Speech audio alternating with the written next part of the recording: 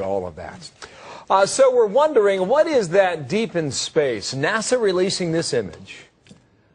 And UFO hunters think they're onto something. Are you watching this now? They have a case? Tom Jones, former astronaut, Fox News contributor, author of Skywalking, an astronaut's memoir. Tom, good morning to you. We're going to put that image back on the screen here. You've watched it closely. You've been in space. What is it? Well, it's great that NASA has some satellites, the stereo satellites, watching the sun, and what turned up in this image from them is a bright flare just behind the planet Mercury as this giant solar blast whipped by the planet back on December 1st. And it looks like, according to the UFO conspiracists, that there's a big spaceship, they say, being revealed by this blast of energy from the sun. And it's really nothing more than an imaging artifact, but it does get people looking at the sun's violent release of energy. This white orb to the left, and you're watching the planet behind it? Is that what it is?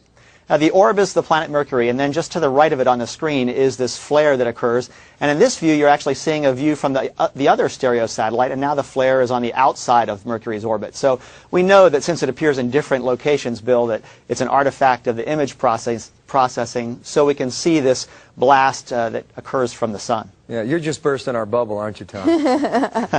Well, it's not that I don't think there's life out there. I think the Milky Way is probably teeming with life, but I don't think there are any giant spaceships that have been hiding out near Mercury. What it does remind us of is these giant solar flares. There was one back in 1859 that had aurora northern lights over the Caribbean, and people in New England could read newspapers by the light of those northern lights from this solar flare. Wow. If we have one today, it could be a really serious problem for our electrical grid. They were disappointed then, we're disappointed now. Thank you, Tom. Let's get a quick break.